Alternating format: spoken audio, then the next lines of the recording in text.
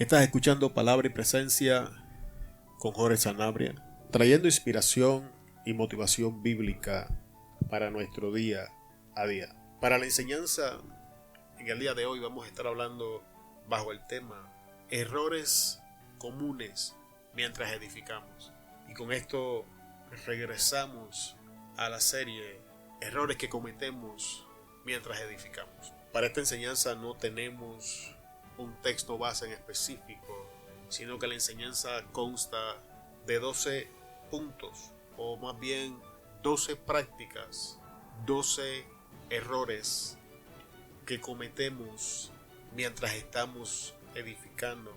Vamos a dividir la enseñanza en dos partes de 6, pero antes de entrar a la enseñanza para el día de hoy, acompáñame a orar.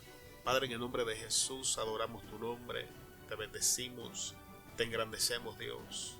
Tú eres bueno, para siempre son tus misericordias, Señor. Vamos a enseñar tu palabra, Señor, y te pedimos que traigas revelación a nuestras vidas, Señor. Que esta enseñanza no sea simplemente información, sino que nos confronte con prácticas en nuestra vida, Señor, que nos posicionan, Señor, en un lugar peligroso, que nos roban de cosas preciosas en nuestra vida, Señor. Que en este día tu Espíritu nos enseñe y nos muestre áreas de debilidad donde debemos comenzar a orar y buscar tu dirección para ser cambiados, ser transformados e iniciar el proceso que nos lleva de lo bueno a lo mejor, Señor. Antes que tu palabra fluya, a ti doy la gloria, Señor. No me canso de decir que sin ti, Jesús, nada puedo hacer. Yo te necesito, Señor. No puedo enseñar sin ti. Tú eres la fuente de todas las cosas. Tú eres el origen de todo lo que alcanza mi vida, Señor. Es tu mano, es tu brazo extendido, es la palabra que sale de tu boca, Señor. Y en eso creemos y confiamos. Gracias, Espíritu Santo, porque tú tomas control y dominio. Gracias, Espíritu Santo, porque tú nos ministras. Bendice a las personas, Dios, que han de escuchar la enseñanza. Llévala al lugar donde tú tienes, Señor, a estas personas preparadas, que su mente, su corazón esté receptivo para recibir palabra refrescante, semilla nueva que dará fruto abundante para la gloria de tu nombre. Abre sus oídos, Señor. Limpia los aires, Señor, de toda distracción, y que puedan estar atentos a lo que tu Espíritu quiere enseñar. Una vez más, antes de finalizar la oración, a ti doy la gloria, la honra, la alabanza y la adoración. Gracias te damos, Señor. Gracias te damos en el nombre de Jesús. Amén. Y vamos a entrar rápido a la enseñanza en el día de hoy. El primer punto que quiero presentar es descuidamos lo superior para cuidar lo bueno. Y como base para esta enseñanza la encontramos en Génesis capítulo 3 del versículo 1 en adelante, que es el capítulo de la Biblia donde habla que la serpiente tentó a Eva. Y siempre hablamos de cómo la serpiente tienta a Eva, siempre enseñamos de cómo Eva cedió ante la tentación de la serpiente. Y en el día de hoy no es mi interés entrar en el proceso de tentación, no es mi interés entrar en el tema de cómo el enemigo de nuestras almas se disfrazó de serpiente para poder accesar a la vida de Eva con mayor facilidad, debido a que Eva estaba en el huerto y una serpiente pertenece a ese medio ambiente. No quiero hablar de cómo el ser humano es seducido por las palabras del enemigo que apelan a su naturaleza carnal. Es mi interés preguntar en el día de hoy, ¿dónde estaba Adán cuando la serpiente hablaba con él? ¿Qué estaba haciendo Adán mientras estos eventos acontecían? La Biblia me enseña que Adán estaba haciendo lo que Dios le dijo que tenía que hacer. Adán estaba caminando en la palabra que Dios le había entregado. Adán estaba enfocado en las instrucciones que Dios había desatado sobre su vida. Y esto me lleva a una pregunta conflictiva. Entonces, ¿cómo es posible que esto aconteciera en la vida de Adán? ¿Cómo era posible que mientras Adán estaba aparentemente haciendo todo lo que Dios le decía que tenía que hacer. El enemigo de nuestras almas encontrara cabida para tentar a Eva y causar la caída del ser humano. Y es aquí donde tenemos que entender el simbolismo de Eva en la historia. Eva es una metáfora que simboliza las relaciones en nuestra vida. Cuando retrocedemos en la Biblia, nos vamos a dar cuenta de que Dios crea al hombre, y una vez crea al hombre lo deja solo por un lapso de tiempo, y en ese lapso de tiempo hay dos relaciones de increíble importancia en la vida del hombre, que es primeramente su relación con Dios y segundo lugar la relación con él mismo. Después de un lapso de tiempo, Eva es introducida al huerto del Edén y por ende a la vida de Adán, y Eva entonces simboliza las relaciones en la vida del hombre, relaciones emocionales, relaciones interpersonales, relaciones sociales. Y ahora en este punto específico de la historia, Eva simboliza todas las relaciones en la vida del hombre. Y la enseñanza, la historia bíblica me enseña que Adán se enfocó tanto trabajando en la palabra que Dios le dio, que descuidó las relaciones en su vida. Y cuando nosotros hacemos esto, estamos abriendo una puerta que el enemigo de nuestras almas definitivamente va a explotar. Definitivamente el enemigo de nuestras almas va a tomar oportunidad y este golpe es mortal. Este golpe va a sembrar, si no lo manejamos correctamente, grandes dudas hacia el carácter de nuestro Dios, hacia la naturaleza del Dios al que le servimos, aun cuando Dios es inmutable y en Él no está la responsabilidad de que nosotros hayamos cometido el error, de que nos hayamos enfocado tanto en hacer lo que Él nos dijo que hiciera y descuidar lo que nos había entregado desde el principio. Jesús, hablando de esto con los fariseos, en un momento dado tiene una conversación con los fariseos en los evangelios y ellos diezmaban de la menta, del enebro, de las especias. Ellos eran particularmente meticulosos en esto del diezmo. Sin embargo, no eran tan meticulosos ni tan comprometidos cuando se trataba de expresar misericordia, de expresar amor, de expresar simpatía y empatía hacia su prójimo. Y cuando Jesús está teniendo esta conversación con ellos, les dice, era necesario hacer una cosa sin descuidar la otra. Y es esta declaración de Jesús los que nos da la contestación de lo que está aconteciendo en el huerto del Edén. Era necesario que Adán caminara en la palabra que Dios le había dado sin descuidar las relaciones en su vida. Y ese es el primer punto, el primer error que cometemos mientras estamos edificando o estamos construyendo algo. Y es que descuidamos lo superior, que son las relaciones en nuestra vida, para cuidar algo bueno. Y es nuestra responsabilidad mantener tanto lo uno como lo otro. Particularmente como soy hombre, puedo hablar de los errores que nosotros los hombres más comúnmente cometemos. Uno muy simple que refleja este punto en la vida de la gran mayoría de los hombres. Y usted, mujer de Dios que me escucha, es muy probable que se identifique con lo que estoy a punto de decir. La gran mayoría de nosotros los hombres tenemos la tendencia de salir cada día a trabajar, llueve, truene, ventee, relampaguee, estemos enfermos, nos estemos muriendo.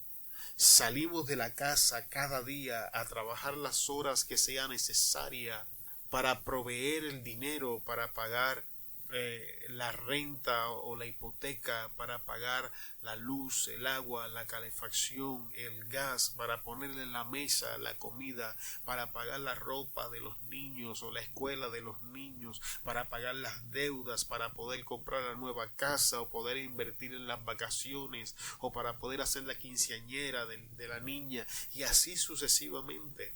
Y la gran mayoría de los hombres somos muy buenos haciendo esto. Sin embargo, mientras caminamos en esta palabra que Dios declaró sobre nuestra vida de ser proveedores para nuestro hogar, descuidamos y sacrificamos las relaciones con nuestras esposas, aún con nuestros hijos, pensando que ellos van a recordar el dinero que nosotros traímos a la casa, que ellos van a apreciar la calidad de vida a la que le estamos dando. Sin embargo, al final de la historia despertamos a una triste realidad. Nuestros hijos crecen resentidos porque ellos comienzan a pensar que amamos más al trabajo que ellos, y trabajando para ellos, trabajando para su bienestar, haciendo algo bueno, descuidamos algo superior, descuidamos a nuestras esposas, y entonces en algunos casos esto termina en infidelidad, en otros casos termina en divorcio,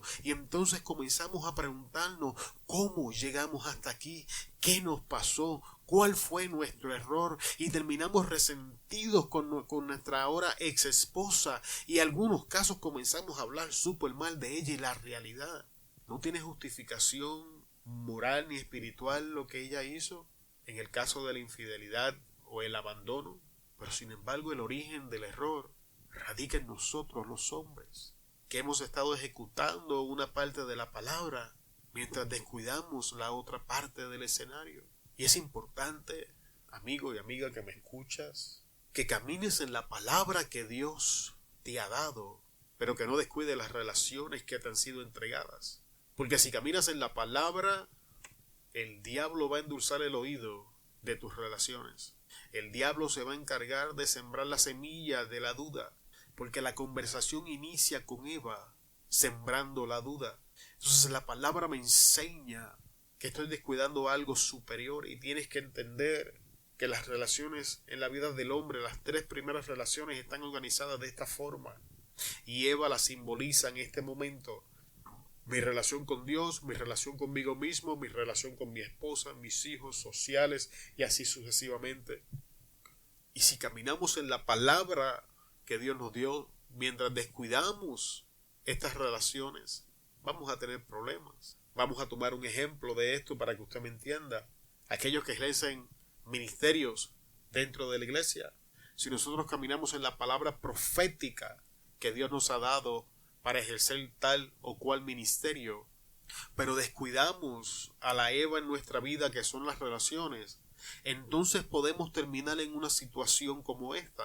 Podemos terminar trabajando para Dios mientras descuidamos nuestra relación con el mismo Dios que nos llamó a trabajar para Él, cuando esa nunca fue la intención de Dios, cuando fue la intención de Dios desde un principio darte una palabra para que caminaras sobre ella mientras te mantenías conectado a la fuente de todas las cosas, que es Dios mismo.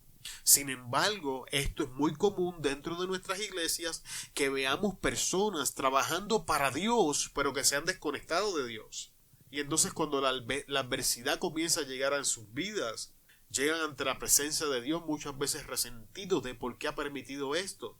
Y es que hemos descuidado una cosa mientras cuidamos la otra. Hemos descuidado las cosas superiores, que en este caso es nuestra relación con Dios, para mantener en cuidado las cosas buenas, que es la palabra que Él nos declaró. Y esto mismo lo acabamos de explicar cómo funciona con nuestras esposas, pero esto también es verdadero para nosotros mismos. A veces estamos tan enfocados caminando sobre la palabra que ha sido declarada sobre nuestras vidas, que descuidamos la relación con nosotros mismos. Descuidamos sacar tiempo para estudiar la palabra y recibir alimento interior. Descuidamos el tiempo de descansar, descuidamos lo que comemos, descuidamos nuestro bien emocional, mental, espiritual y físico, y nos descuidamos y nos comenzamos a quemar para la gloria de Dios. Decimos caminando sobre su palabra. Sin embargo, cuando caemos en enfermedad, comenzamos a cuestionar a Dios, y la contestación nuevamente la tiene Jesús: es necesario hacer una cosa sin descuidar la otra. Y espero que esto le explique o le muestre con mayor claridad este primer punto.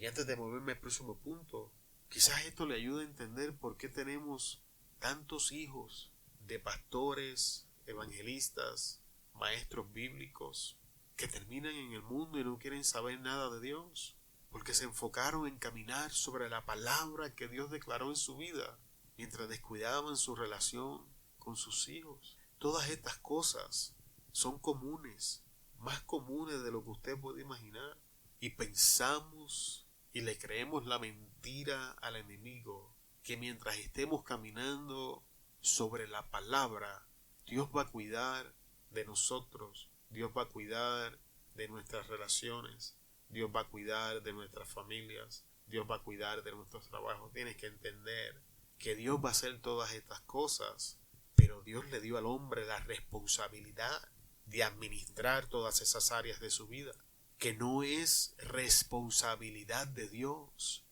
No era responsabilidad de Dios cuidar a Eva en el huerto. Dios se la entregó a Adán. Dios le fue muy claro a Adán. Por tanto, dejará el hombre a su padre y a su madre, y se unirá a su mujer, y serán una sola carne. Y serán una sola carne. Usted cuida de su cuerpo. Usted lo alimenta, usted lo baña. Nosotros somos responsables de hacer nuestra parte y cuidar nuestra relación con Dios, y cuidar nuestra relación con nosotros mismos, y cuidar nuestra relación con nuestra pareja, y cuidar nuestra relación con nuestros hijos, y hacer todas estas cosas, y así sucesivamente: hijos, amigos, vida social, vida laboral, y así continuamente. Manejar todas estas cosas mientras caminamos y ejecutamos la palabra que Dios nos dio. Ahora pasemos al próximo punto de la historia en el día de hoy. Ocupados versus fructíferos. En Génesis 1:28 dice: luego Dios los bendijo con las siguientes palabras: sean fructíferos y multiplíquense, llenen la tierra y gobiernen sobre ella, reinen sobre los peces del mar, las aves del cielo y todos los animales que corren por el suelo. Mucha gente confunde la bendición de ser fructífero con la bendición de multiplíquense. Y tienes que entender que antes de que haya multiplicación, tiene que haber fructificación. Y esto es importante, porque fructificación es el proceso el cual mediante un árbol o una planta produce fruto. Y esto es distinto a multiplicación. El fruto de este árbol o esta planta es quien lleva la semilla que ahora lo va a llevar a la multiplicación. Y esto es importante porque cuando Dios le está dando las instrucciones a Adán y a Eva, lo primero que le dice es: sean fructíferos. Y hay una gran diferencia entre ser fructífero y estar ocupados. Según este versículo bíblico, la fructificación nos va a guiar, número 1, a la multiplicación, número 2, a la expansión, llenen la tierra, número 3, a autoridad, gobiernen sobre ella, y número 4, a posición, reinen sobre los peces del mar, las aves del cielo y todos los animales que corren sobre el suelo. Y es importante que entendamos esto. La fructificación nos va a llevar a multiplicación, expansión, autoridad, posición. Si usted se pone a verlo desde otro punto de vista, amado hermano, la fructificación va a estar produciendo fruto constantemente en nuestra vida, apacible para la gloria de Dios. Sin embargo, estar ocupados no es nada más y nada menos que la inversión de tiempo en una tarea específica. Pero esta tarea no necesariamente tiene que producir algo. Hay personas que están ocupados todo el día mirando las redes sociales en el teléfono. Hay personas que están ocupadas todo su tiempo libre, sentados en la comodidad del hogar, viendo la televisión. Hay personas que están ocupadas practicando la murmuración. Y el punto con estos ejemplos es que estar ocupado no necesariamente significa la producción de algo. Y tengo que preguntar en el día de hoy, ¿estaremos siendo fructíferos o sencillamente estamos ocupados? En esta generación que estamos viviendo hay una mentalidad que socialmente nos ha sido impartida y nosotros la hemos aceptado sin darnos cuenta, y es la mentalidad de la vida rápida.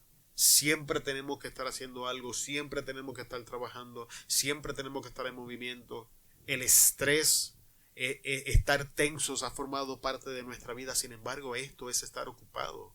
El mero hecho de estar bajo tensión, o sea, de estar viviendo en estrés, es una señal de que estamos ocupados y no estamos siendo fructíferos. ¿Cuándo usted ha visto un árbol, a una planta, estresado? ¡Ah! Tengo que dar fruto.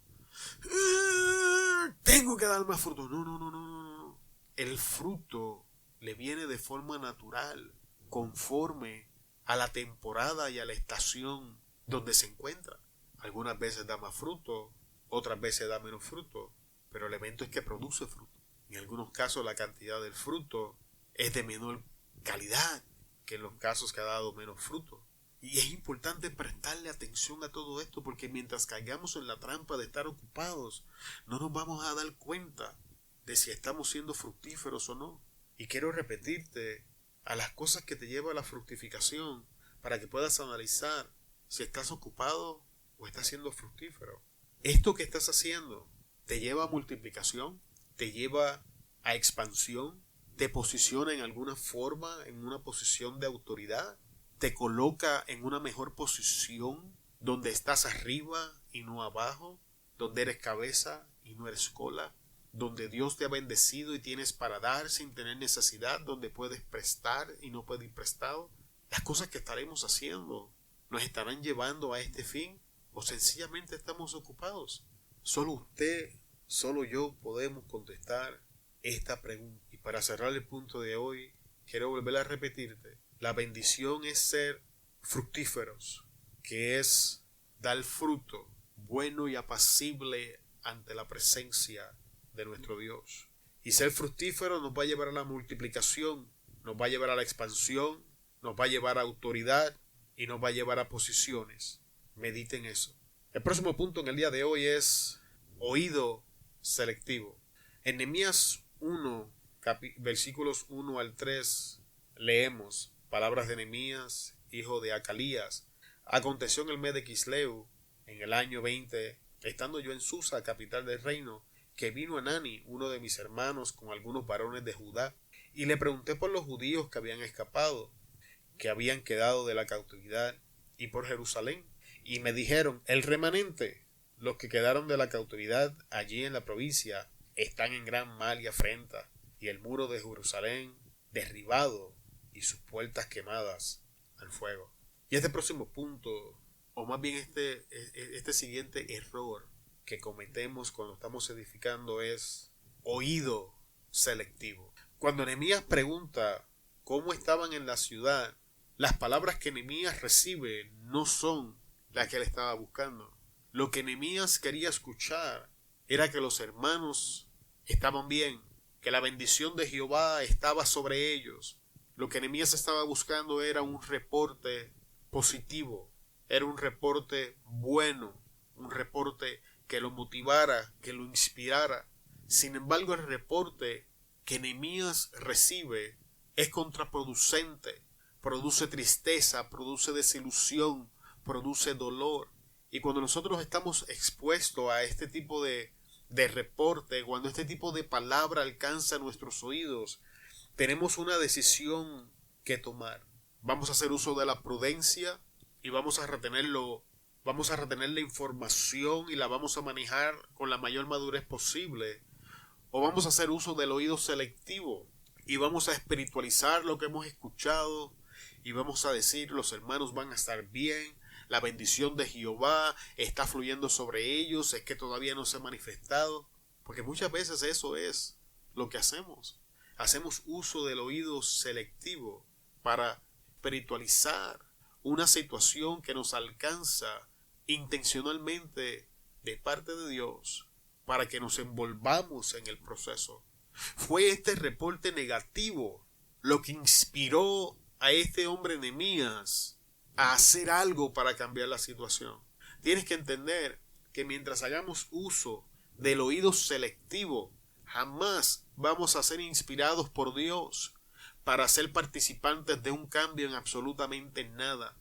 Mientras hagamos uso del oído selectivo, jamás vamos a poder ser confrontados de parte de Dios con la realidad que necesita ser transformada. El oído selectivo es el enemigo del cambio, es el enemigo del proceso, es el enemigo de la crisis, es el enemigo de la siguiente etapa, es el enemigo de construir la carretera o el camino que nos va a llevar a la bendición y el resultado deseado de Dios para nuestras vidas. El oído selectivo es increíblemente peligroso y tenemos que prestarle atención inmediatamente, porque no podemos confundir caminar en fe con positivismo.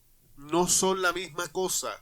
El positivismo sencillamente dice que las cosas van a estar bien porque yo declaro que van a estar bien. La fe no niega la realidad de las cosas que están pasando, pero tampoco se apoya en su capacidad de cambiar las cosas, sino que la fe nos impulsa a caminar sabiendo que creyéndole a Dios mientras caminamos, el Dios de los cielos se va a encargar de generar los cambios que tienen que caminar, que mientras nosotros trabajamos conjuntamente con el Espíritu Santo en nuestras vidas, nada puede permanecer igual y todas las cosas van a obrar a favor nuestro, pero esto solo es posible cuando la fe está colocada en el lugar correcto, que es, según el escritor de Hebreo, puesto los ojos en la fe, el autor y el consumador de nuestra fe. Así que nuestra fe inicia en Jesús, nuestra fe finaliza en Jesús, y todos los caminos de la fe nos llevan a Jesús. Y es bien distinto. El oído selectivo nos va a inclinar mayormente al positivismo y a estas tendencias sociales, mientras la fe nos va a llevar a cambiar las realidades y a ver la gloria de Dios en nuestra vida. Fueron estas palabras las que iniciaron la jornada de Nehemías. Si Nehemías negaba estas palabras, no estuviéramos leyendo el libro de Nehemías. Y es muy probable, hermano, hermana que me escuchas, que por consecuencia del oído selectivo, nuestra historia no es la que debería ser. Medite en eso. Este error es común y es mortal. Pretender. En Nehemías 1:4, al inicio del versículo, tenemos la reacción de Nehemías ante las palabras que recibió, ante el reporte negativo que recibió. Y dice: cuando oí estas palabras me senté y lloré e hice duelo por algunos días. Te voy a leer esto de nuevo. Cuando oí estas palabras me senté y lloré e hice duelo por algunos días. Miren la reacción de Nehemías ante el reporte negativo que había escuchado. Sentarse en algunas ocasiones es una posición de descanso. Sin embargo, en este caso en específico, es una señal de hacer un alto, de meditar, de prestar atención al daño. Nehemías se sentó para llorar. Nehemías se sentó para hacer duelo, y esto lo hizo por algunos días. Este hombre de Dios que reedifica los muros de Jerusalén, que unifica a las personas que están viviendo, hubo un momento que fue sacudido. Y la Biblia me enseña, estos eventos acontecieron enfrente de las personas que le estaban dando el reporte. Nehemías no tenía preocupaciones de estatus. Nehemías no sentía la presión de aparentar ser algo que no era. Nehemías era un hombre de carácter y era un hombre sencillo. Nehemías escuchó el reporte negativo, hizo un alto, ventiló su sufrimiento, manejó su dolor. Sin embargo, esto no es lo que la cultura moderna nos enseña.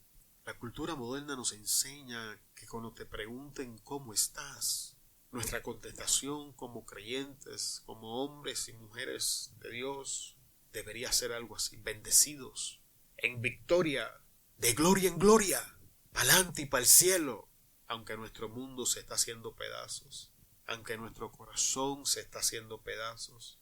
Estamos a punto del divorcio, pero le decimos a la gente: estoy en victoria. Nuestros hijos se están entregando al pecado, fornicación, drogas, alcoholismo, gangas, qué sé yo. Y le decimos a la gente: estamos en bendición. La pretensión, hermano, no proviene de la fe. No confunda estos clichés baratos e infernales con declaraciones de fe basadas en la palabra. ¿Le vamos a estar diciendo a todo el mundo nuestros problemas? No, absolutamente no. La Biblia también me enseña la historia de la tsunamita, que cuando su hijo muere, ella se levanta y va caminando hacia donde el profeta Eliseo la ve y le envía a Jesse.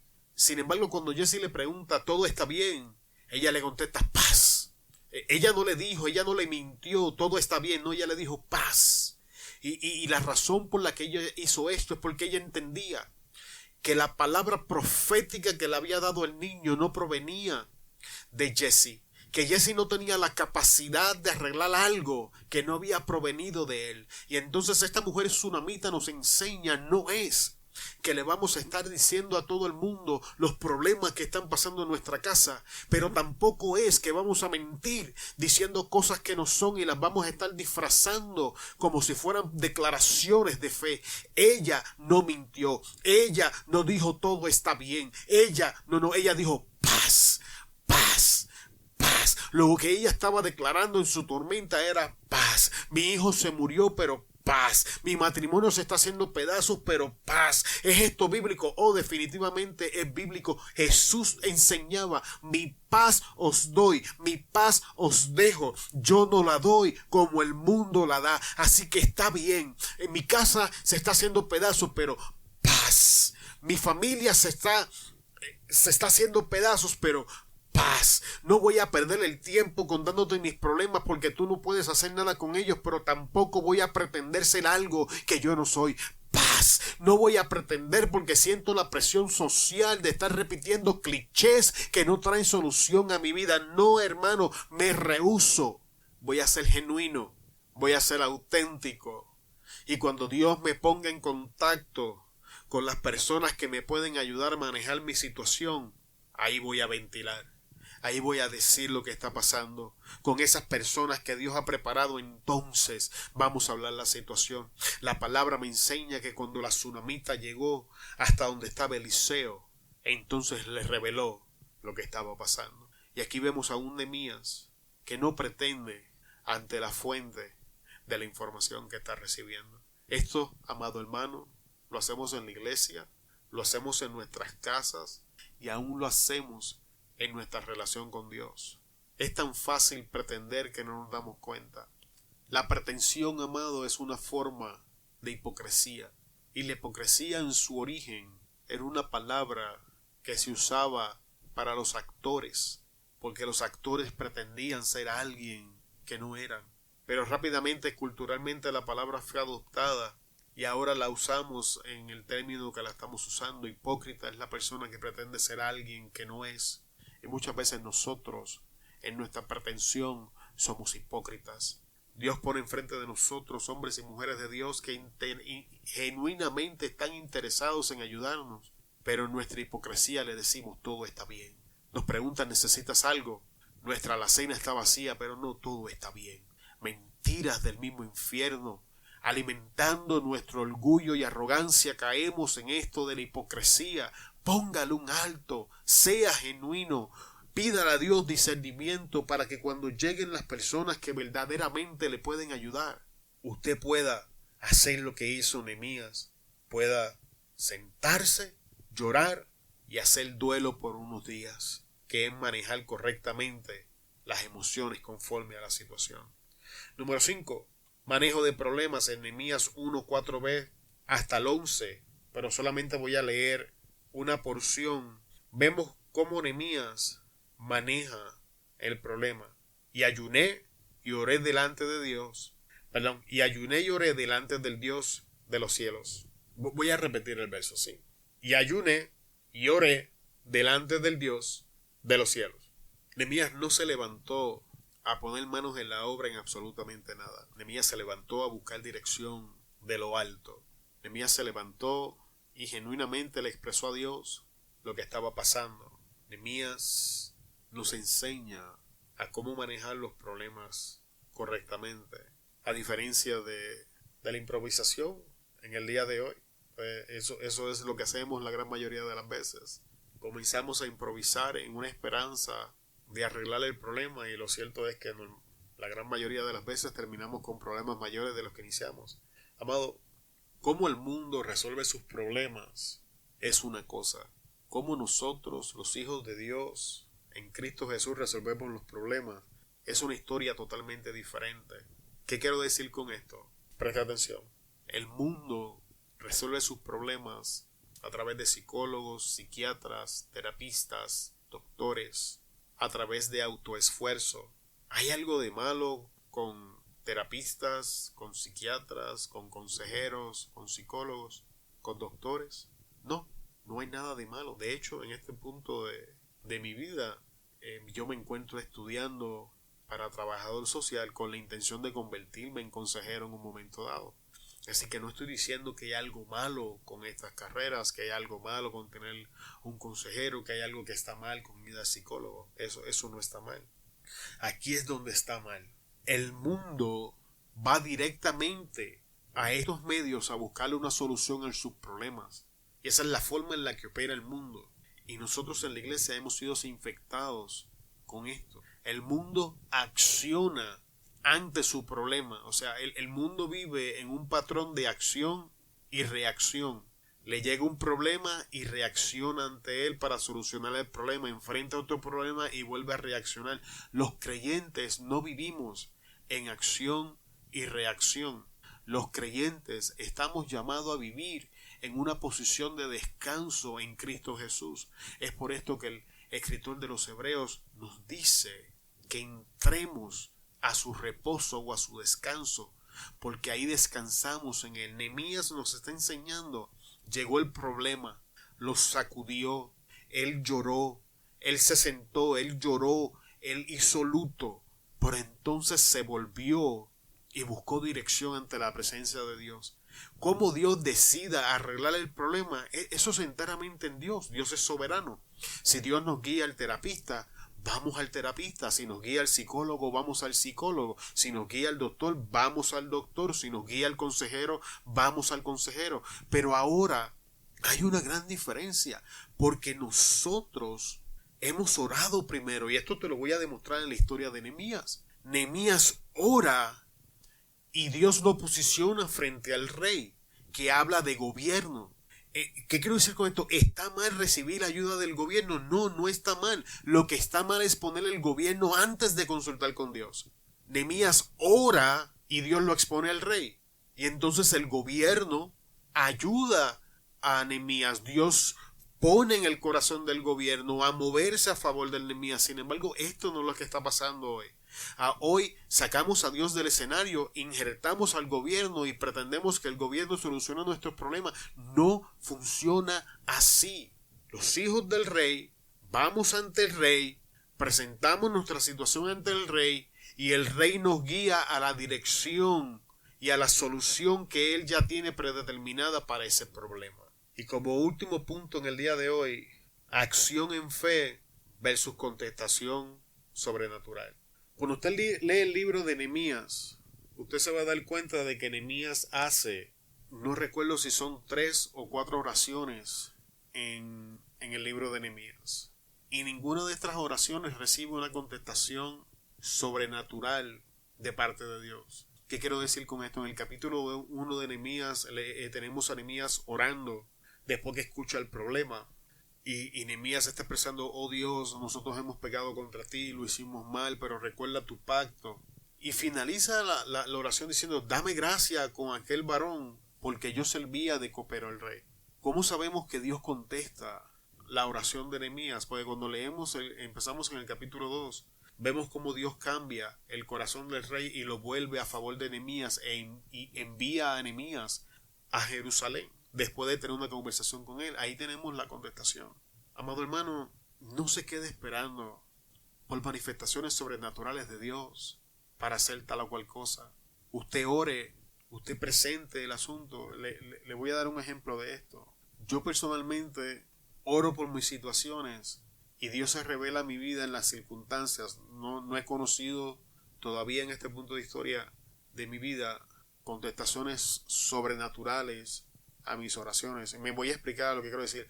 Elías, por ejemplo, Elías oró que descendiera fuego del cielo y sobrenaturalmente descendió fuego del cielo en contestación a la oración de Elías.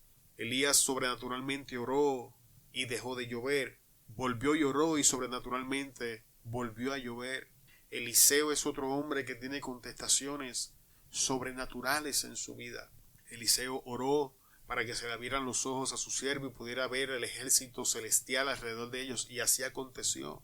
Sin embargo, cuando leemos la Biblia, son más las contestaciones a las oraciones de los hombres y mujeres de Dios sin manifestación sobrenatural que las que son con manifestación sobrenatural. Ambas son igualmente excelentes. Ambas provienen de Dios. ¿Por qué uno sí, por qué otro no? De verdad no tengo contestación para esa pregunta. Dios hace como Él le place, y por lo menos al momento que estoy dando esta enseñanza no tengo una contestación, pero sí sé que Dios contesta nuestras oraciones. Hace unos meses atrás, hace como año y medio atrás, nos abrió una posición para trabajar con la compañía y lloré. Le dije: Dios, se abrió esta posición, voy a meter la aplicación, tú sabes que me interesa. Desde mi punto de vista, la posición tenía beneficios que yo necesitaba. Pagaba más o menos lo mismo que me gano en estos momentos de mi vida. La posición era de lunes a viernes, sábados y domingos libres. Beneficios, le daban carro a la persona de la posición, le pagaban millaje, le pagaban gas. En adición a eso le daban una tarjeta de negocio para sus gastos. La posición ante mis ojos tenía 1,500 beneficios que de verdad yo pensaba que me convenían, y oré y le dije: Dios, tú sabes que quiero la posición, tú sabes que la necesito, sin embargo yo voy a meter la aplicación, voy a tocar la puerta, pero si no es tuyo, no permitas que se abra. Sabemos, Dios, que lo que tú decidas para nosotros es mejor que lo que nosotros podemos decidir. Bueno, no se me dio la posición, le dieron la posición a otra persona. Esa persona en 6 meses se promovió y volvió a quedar la vacante. Volví a meter la aplicación, volví a hacer la misma oración y Dios volvió a contestar mi petición y me negó la posición y pusieron a otra persona. ¿Qué quiero decir con esto? Dios contestó mi oración. Mi oración fue un no, pero un no de Dios es la mejor contestación para mi situación, porque Dios sabe lo que me conviene. Hoy por hoy les confieso que estoy agradecido, porque cuando estoy viendo lo que este hombre tiene que hacer para mantener su posición, yo hubiese tenido que comprometer mi integridad con Dios para mentir, para manipular información, para abusar de mi autoridad, para forzar, para poder hacer las tareas que la compañía demanda. Dios, sabiendo todas las cosas, me guardó de estar en una posición donde yo tenía que comprometer mis valores, porque es muy probable que al final la compañía se cansara del ideal conmigo y yo terminara sin el empleo, más sin el negocio, porque tenía que vender el negocio para poder entrar en la posición, porque es un conflicto de interés y no lo podías tener. Y si usted me entiende, no continúe esperando contestaciones sobrenaturales del cielo. Usted ore, póngase en las manos de Dios y con corazón sincero déjele saber a Dios que sea cual sea la decisión que Él tome, vamos a decir amén. No necesariamente significa vamos a estar contentos, pero vamos a aceptar que su contestación es la mejor. Si Él decide contestarte en una forma sobrenatural, gloria a Dios, hermano, Dios te bendiga, qué bueno. Pero si decide contestarte como me contesta a mí, a través de las situaciones, gloria a Dios, de todas maneras la voz de Dios nos alcanzó. No continúes esperando por manifestaciones. Siento en mi corazón o ya estoy harto del trabajo donde estoy. Dios no te va a cambiar de trabajo si no metes aplicación. Mete la aplicación y pónsela en las manos de Dios. Si Dios te quiere donde tú estás, yo te garantizo que no te van a llamar de ningún lado. Pero si Dios quiere darte la salida, aun cuando no estés calificado, del otro lado te van a agarrar. La Biblia me enseña, amado hermano, que Dios hace silencio hasta que sus hombres y mujeres no hacen ciertas cosas. Me voy a explicar. Dios le dice a Abraham: sal de tu tierra, tu casa y tu parentela a la tierra que yo te voy a llevar. Sin embargo, hasta que Abraham no sale, Dios no le vuelve a decir otra palabra. Dios le da otra palabra, y hasta que no se despide de Lot, Dios entonces no le vuelve a decir: ahora que estás en la montaña, ahora que Lot y has cumplido lo que yo te dije, como yo te dije que lo hicieras, ahora mira, porque toda esta bendición es para ti. Y así sucesivamente Dios nos lleva por etapas, y entonces su voz nos alcanza. No continuemos esperando por contestaciones sobrenaturales de parte de Dios. Mucha gente pierde oportunidades que Dios pone frente a ellos por estar esperando contestaciones sobrenaturales. Y para cerrar en el día de hoy, permítame cerrar con esta ilustración. Es muy probable que usted la haya escuchado. Dice que este hombre andaba en un yate, el yate se hunde y él llega a una ciudad, a una isla desolada. Este hombre es creyente y está orando para que Dios lo salve. Otro yate pasa e intenta rescatarlo, y este hombre le dice: no se preocupen, Dios me va a salvar. La guardia costera pasa por el lugar haciendo búsqueda por las personas que fallecieron en el incidente del yate. Lo encuentran en la ciudad y él vuelve y les repite: no se preocupe, Dios me va a salvar. Unos pescadores pasan y él le dice lo mismo: Dios me va a salvar.